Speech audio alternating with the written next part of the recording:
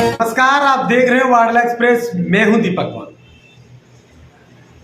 आपको ले चलते हैं लोकसभा चुनाव 2024 की ओर। 2024 के लोकसभा चुनाव में खासकर बहुजन समाज पार्टी की आज हम चर्चा कर रहे हैं। बहुजन समाज पार्टी हालांकि पूरे देश में एक भी सीट नहीं जीती है। अगर बात करें वोट प्रतिशत की, उत्तर प्रदेश में 9% वोट मिला है खासकर। तो बात करें अन्य राज्यों को मिलाकर टोटल 2% से अधिक वोट बहुजन समाज पार्टी को मिला है। वोटों की बात करें तो बहुजन समाज पार्टी पिछली बार 10 सीटें जीती थी उत्तर प्रदेश में, तब 19% वोट मिला था। लेकिन इस बार एक भी सीट नहीं जीती, तब 9% वोट मिला है। लेकिन विधानसभा की बात करें, विधानसभा में बहुजन समाज पार्टी सिर्फ एक सीट जीती थी उत्तर प्रदेश में, तब बहुजन समाज पार्टी को केवल और केवल 12% वोट मिला। 3% की गिरावट बहुजन समाज पार्टी की वोटर में उत्तर प्रदेश में भी आ गई है। साथ ही साथ देश भर में भी तमाम सीट नहीं निकली हैं, इसलिए वोट में लगातार गिरावट आ रही है। अब बात कर रहे हैं हम, लगातार एंड तक बने रहिएगा। बहुजन समाज पार्टी आज मध्य प्रदेश की हम बात करेंगे। यूट्यूब पर अगर हमारे चैनल पर, फेसबुक पर, अगर इंस्टाग्राम पर अगर नए हैं तो आप सब्सक्राइब करिए, फॉलो करिए।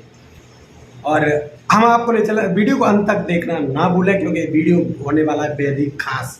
क्योंकि इसमें हम बताएंगे आपको किस सीट पर कितना वोट मिला, कौन कैंडिडेट कहाँ से चुनाव लड़ा, हाईएस्ट बसपा को कितना वोट मिला। तो मध्य प्रदेश की आज हम जानकारी बता रहे हैं आपको।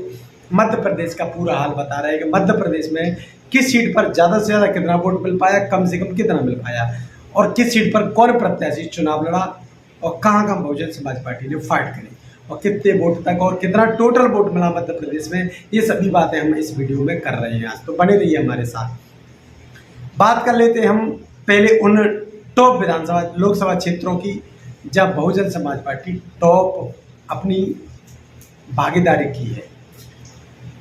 तो ये भी हम आपको लास्ट में बताएंगे टॉप सबसे ज़्यादा वोट कहाँ पर मिले हैं। तो पहले हम शुरुआत करते हैं लोकसभा क्रमांक 1 मुरैना श्योपुर से।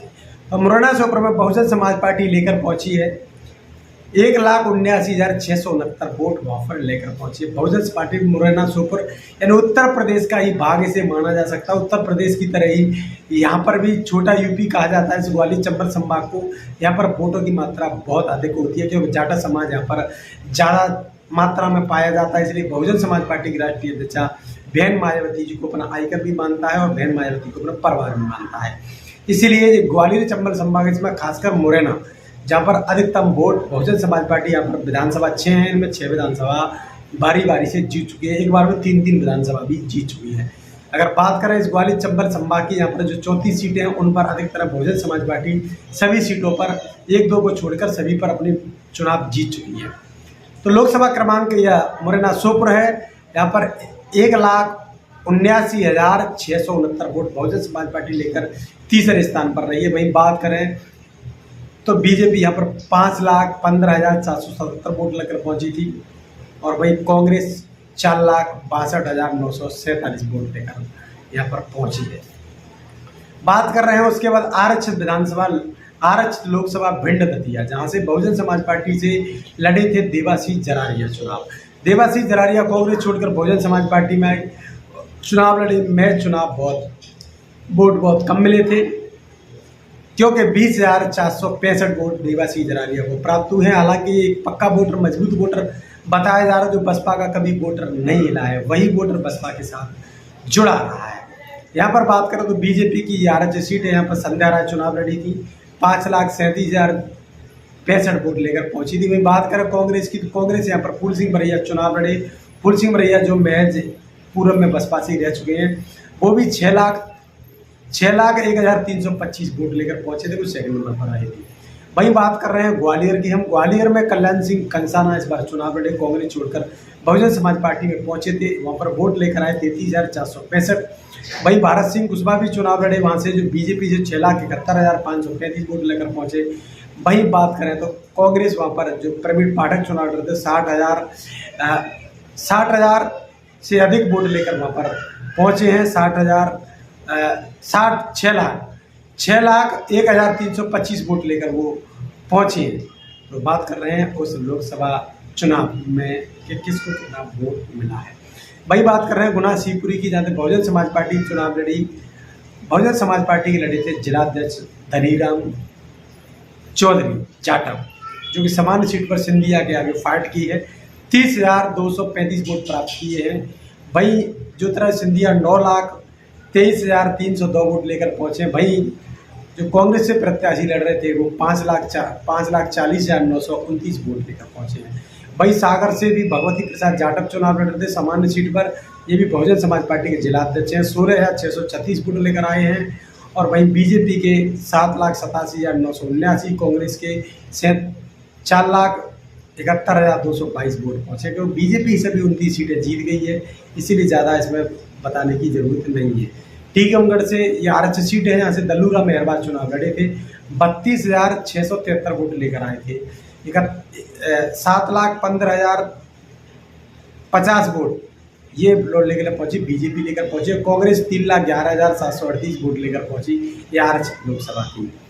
और बात कर रहे हैं दमोह की, दमोह से जहाँ से इंजीनियर गोवर्धन धर्मराज चुनाव लड़ रहे थे, केवल 21,404 वोट लेकर आए हैं। भाई बीजेपी 7,09,768 वोट लेकर पहुंची, कांग्रेस यहाँ पर 3,03,342 वोट लेकर पहुंची। वही बात करें खजुराहो में जब कांग्रेस का पर्चा खारिज हो गया था और उसके बाद चुनाव यहाँ पर बसपा के पक्ष में आ गया। बसपा यहाँ पर चुनाव मजबूती से लड़ी। बसपा खजुराहो में कमलेश कुमार चुनाव लड़े थे, जो 2,31,545 वोट लेकर पहुंचे थे।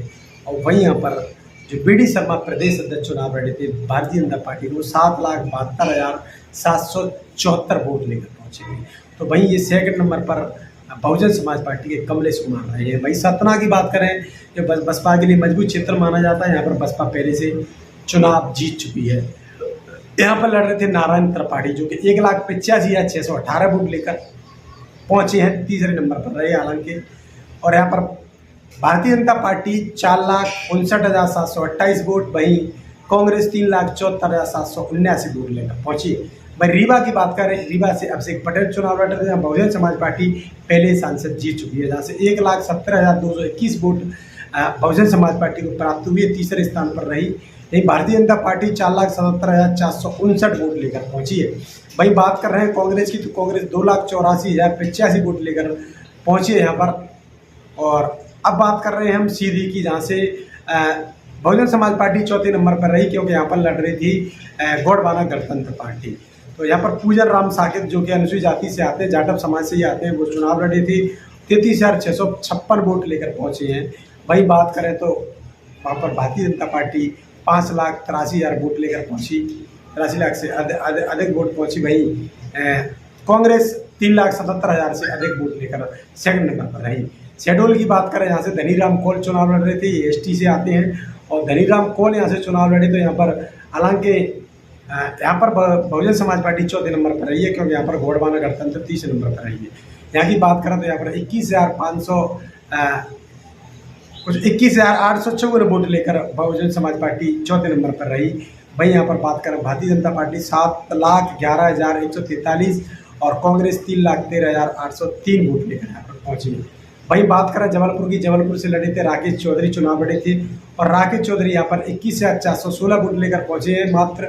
और उसके बाद बीजेपी यहाँ पर 7,90,133, कांग्रेस 3,03,459 वोट लेकर पहुंची है।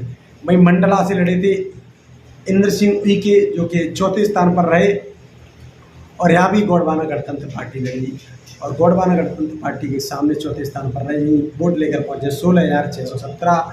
भाई बीजेपी 7,51,375, कांग्रेस 6,47,529 वोट लेकर पहुंची।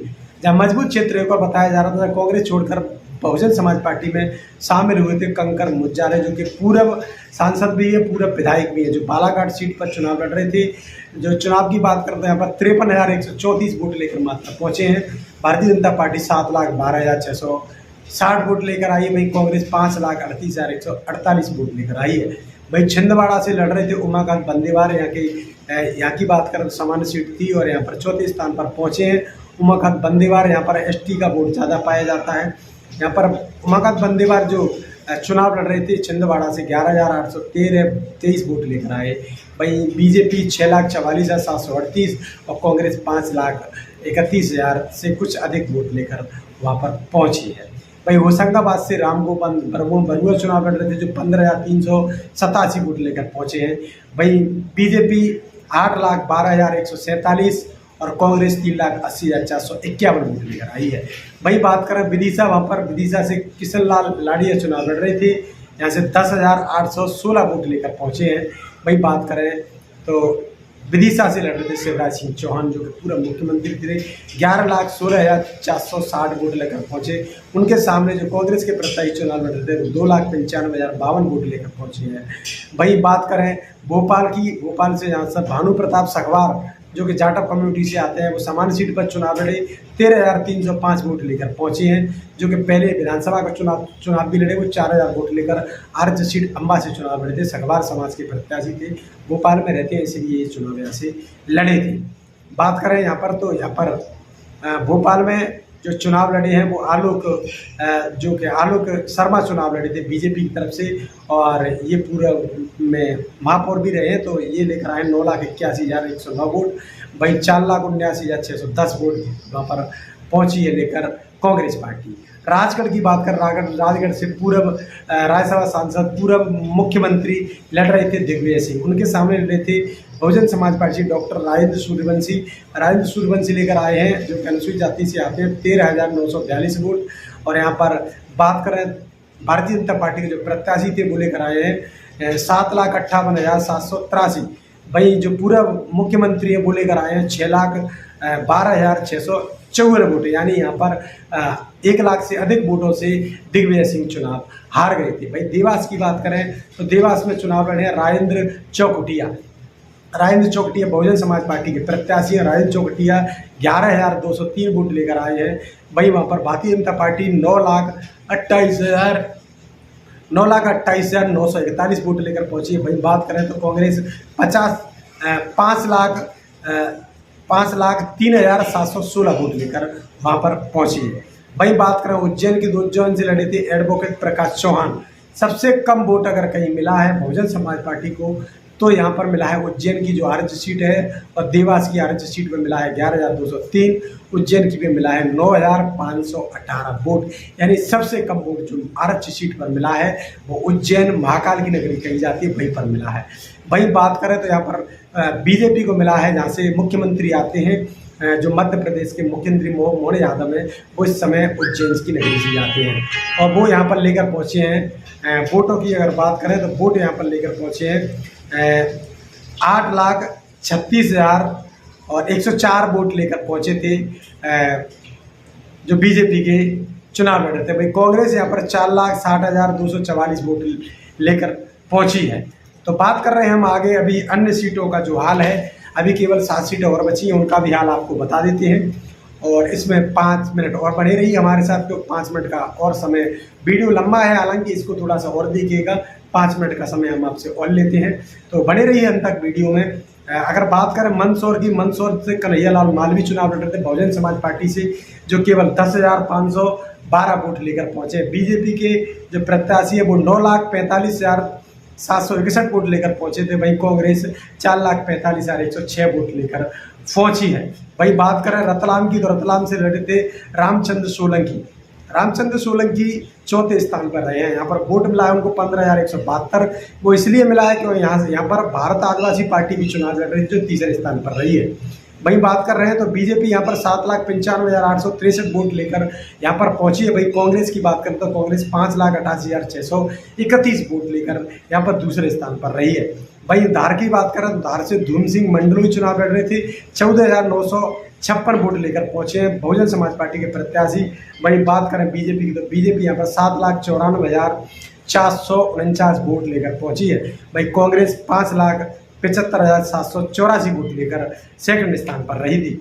वहीं बात कर रहे हैं इंदौर की, इंदौर से बहुजन समाज पार्टी के संजय सोलंकी चुनाव लड़ रहे थे, और यहाँ पर एक बड़ी विडंबना ये थी कि यहाँ पर जो पर्चा था कांग्रेस के प्रत्याशी का वो निरस्त करवा दिया था, और यहाँ पर बीजेपी की जो वोट की मात्रा है वो बहुत अधिक है। यहाँ पर बीजेपी की बात करें तो बीजेपी यहाँ पर लेकर पहुंची है 12,26,751 वोट लेकर पहुंची थी, और यहाँ पर कांग्रेस चुनाव से भारतीय, लेकिन नोटा पर जो वोट पड़ा है, पहली बार नोटा पर इतना वोट पड़ा है, 2,18,674 वोट नोटा को मिला। यानी जो कांग्रेस ने जो प्रचार किया वो नोटा के लिए किया, बहुजन समाज पार्टी के प्रत्याशी को वोट नहीं दिया गया। यहाँ पर बहुजन समाज पार्टी के संजय सोलंकी जो कनसुई जाति से आते हैं उनको मिला है 51,659 वोट मात्र। उसके बाद बात करें तो खरगोन की, खरगोन से शोभाराम डाबर चुनाव लड़े। यहाँ पर CPIM तीसरे स्थान पर रही और शोभाराम डाबर यहाँ पर चौथे स्थान पर चले गए। तो यहाँ पर 12,069 वोट मात्र मिले खरगोन के शोभाराम डाबर को। वहीं भारतीय जनता पार्टी के जो प्रत्याशी थे 8,19,863 वोट लेकर पहुंचे। वहीं बात करें कांग्रेस की, कांग्रेस यहाँ पर 6,84,845 वोट लेकर पहुंची है। वहीं बात कर रहे हैं खंडवा की, तो खंडवा में बात करें तो मुन्ना लाल तेजी यहाँ पर चुनाव लड़े और 11,818 वोट लेकर पहुंचे हैं। वहीं बात करें बीजेपी की, तो बीजेपी 8,62,679 वोट लेकर पहुंची है। और वहीं कांग्रेस 5,92,708 वोट लेकर यहाँ पर दूसरे स्थान पर रही है। अब लास्ट चीज जो 29 है, लोकसभा 29 बैतूल, जहाँ से अर्जुन भल्ला भी चुनाव लड़े और 26,597 वोट लेकर यहाँ पर पहुंचे हैं। बहुजन समाज पार्टी यहाँ पर तीसरे स्थान पर रही और यहाँ पर पहले स्थान पर भारतीय जनता पार्टी के जो प्रत्याशी थे वो चुनाव जीते थे। 8,48,236 वोट लेकर आए। वहीं 46,875 वोट यहाँ पर लेकर पहुंची थी कांग्रेस। तो कांग्रेस ने एक बड़ी भूमिका निभाई है और कांग्रेस यहाँ पर जो चुनाव लड़ी है उसकी एक बड़ी भूमिका बनी रही है।